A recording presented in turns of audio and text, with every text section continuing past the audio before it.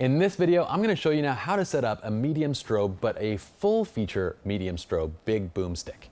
So we have our boomable stick right here. This is again, oh, this is Aragorn. This is our lovely Joe Cha has named all of our tripods and monopods affectionately after Lord of the Rings characters so that we know which ones are which. This is a Benro monopod. Okay, so we've taken the S4 head off of this guy. And again, I have just our brass spigot right here up at the top. So just that, it's a 3/8 inch 20 thread spigot, and it mounts it and it adapts to a 1/4-20 female on this side. I know it's kind of hard to see. What if I hold it all the way out there? Can you see it now? No, now it's probably all blurry. But that's okay. What we're gonna do now is we're gonna mount the Profoto B2. This is a new strobe that has come out, and it's fantastic. It's great because it's so much smaller than the B1. And some people ask, well, why would I get the B2 over the B1? Because they're roughly around the same price range, and the B2 is only half the power. The B1 is this guy right here. This is the B2, and it's 250 watt seconds. So the B1 is 500 watt seconds. This guy is 250 watt seconds. So it's about 5 pocket strobes versus 10 pocket strobes with the B1.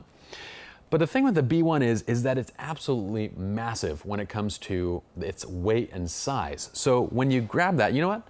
Logan, would you like to get me the B1 just so I can demonstrate this? We'll be talking more about the B1 in lighting 301 as well as 401 because it really qualifies more as a studio strobe, and that's what 401 is going to be particularly for, is studio size strobes. So look at this. Thank you, sir. Now this guy is big, okay? So compare the head sizes to this. So this is the head size on the B2, this is the B1. Now you might be saying, well, the B1 has the battery pack built into it, and you're absolutely right. The B1 does have the battery pack built into it.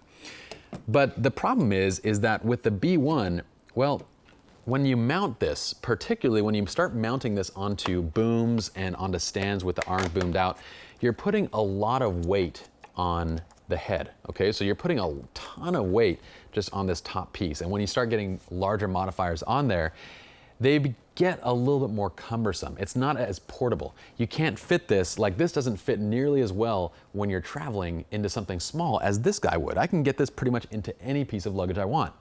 So what you're getting is essentially portability with the B2, whereas with the B1, you're getting kind of that convenience of everything in the same package. But as a handheld boomstick with a modifier on this, you're gonna need someone that has a bit of muscle to do it because it gets pretty heavy, okay? So that's kind of the main difference here. Yes, price-wise, they're pretty similar, but with the B2, you can also get a second head for it as well. So let me give you that guy. You wanna pop him in there for display purposes. Fantastic. That's a weird place to put him, but whatever. I'm not gonna fight you on it. Do whatever you like, buddy. Okay, so that's the main thing.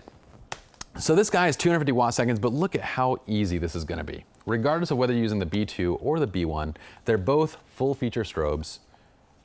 This guy is gonna cost you at around 2,200 bucks. It comes with the battery pack as well as the head.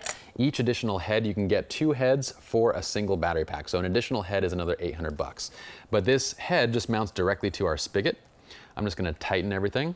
You would put whatever modifier you want right over the front of that. It fits all these new like OCF modifiers. They call them, they're basically like super portable off-camera flash modifiers. They're smaller versions of their larger modifiers, which are fantastic. And then we have our pack right here. Now let me try and balance this guy. Balance, yes sir. Yes sir indeed. You will stay balanced, I command you. This is the Profoto Air TTL remote. Okay, so this is again, this is a full feature remote that allows you to control all the functionality. Your battery pack is indeed, or your radio is built into your battery pack. I'm gonna take the shoe off. This shoe was meant for showing, not for walking. These shoes weren't meant for walking. Okay, we're gonna pop this right onto our hot shoe. Turn this guy on. We're gonna turn this guy on. The wonderful thing about these B2s, a wonderful thing about Profoto everything is that they're incredibly simple to use. You have very, very reliable full power to full power recycle times. You have amazing consistency when it comes to color temperatures and so forth. It's just professionally built across the board. Design-wise, menu-wise, it's super simple to use. So we can just pop this on. I have channel A right there, channel A right here. I'm gonna go ahead and do a test, and there we go. Okay, let's go ahead and turn on my camera so I actually have it turned on. All right, so this is all set up and we're firing. Now, What's the big deal between these two, between a full feature versus a manual strobe? Well, on this guy, I have high speed sync, I have first curtain sync, I have second curtain sync, I have TTL, I have manual. I have every single one of these functions that I possibly could want.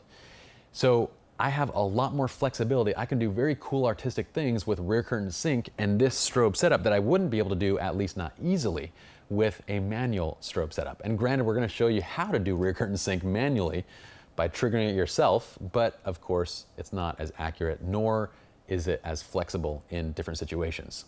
Now with this battery pack, you can of course use a strap for it and have it handheld, or you can figure out a way to kind of mount it to your boomstick, whatever you want to do. This is the prototype that we received for it, so we're actually gonna be sending this back to Profoto and we're getting our new one soon. So I haven't done any ghetto rigging of this device to my monopod yet, but be sure to know that I will do that when I get my actual unit.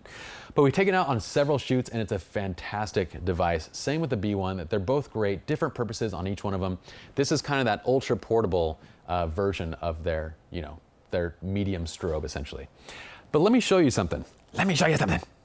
Okay, let's put this guy over here. Logan, do you want to get me the other big boomstick? Now granted, keep in mind that this big boomstick does have 2 flashes on it. So this is basically right now double the power as the Profoto. But do you remember how long and convoluted this process was of getting this guy set up? I mean, we had to have a special bracket for it that we played around with tons of brackets to figure out what fit. Once we got it on there, we have 2 power cables, we have the battery pack all mounted, we have the Pocket Wizard that we had to get splitter cables for that go into each side. We had to get everything mounted and up here. And again, when you start comparing weight of this is far more like the B1 weight. Actually, this is probably more heavy than the B1 weight. This is literally like the same weight as a pocket strobe right now. Granted, I don't have the battery that I'm carrying with it. But even with the battery, it's still far lighter than this setup over here on the left side. Okay, so what is that money getting us? Well, on this side, with I think all this combined, we're looking at around $1,200, $1,300, $1,400 with the radio triggering and everything. And we're getting about 500 watt seconds worth of power. But we don't have manual control. We also have a more cumbersome setup overall. I think it's like $1,300 bucks, 12, 13, somewhere around there. With a B1, we're getting the same amount of power, a much more simple setup. We're getting, the Air TTL system with full feature control for around $2,000 or a little bit more than $2,000. With the B2, we're getting a more portable version of the B1, half the power, but again, around that same price point. So you can see that, once you start comparing apples to apples, you're not necessarily saving tons of money. Sometimes it's just worth the investment going with nicer gear because it helps you out. It saves you so much time, and time is money. And it's convenience too of having a better system, a more functional full feature system where I can control all my power settings directly from the camera and not have to be ordering lighting assistants around doing all these different things and so forth. So that's one of those things where I would always present to you guys if you're looking to just jump into stuff and to start practicing, then do so and invest in something that fits your budget right now. But when you start getting and shooting more professionally, that's when you really want to look to invest in better gear because it's going to make your life that much easier. All right, so on the budget side, you can rely on the bolts. They are fantastic units. Whether you get the Bolt, the Godox, the Cheetah versions of these guys, they're the same thing. They're really great units and they're at a great budget point and they'll get you into basically medium strobe power for a fairly affordable price. When you have the budget, look to Profoto. They are our professional strobe brand of choice. They're absolutely fantastic to use. Great customer service, great support, and just amazing products overall. All right, so that's it for this video. Hopefully y'all enjoyed our setup of our medium full feature strobe on our big boomstick. And that's actually it for this entire chapter on gear. So give yourselves a pat on the back. I would totally give myself a pat on the back if I could, except this thing is just gonna fall over. Maybe if I do it real quick. Okay, let's go on to the next video.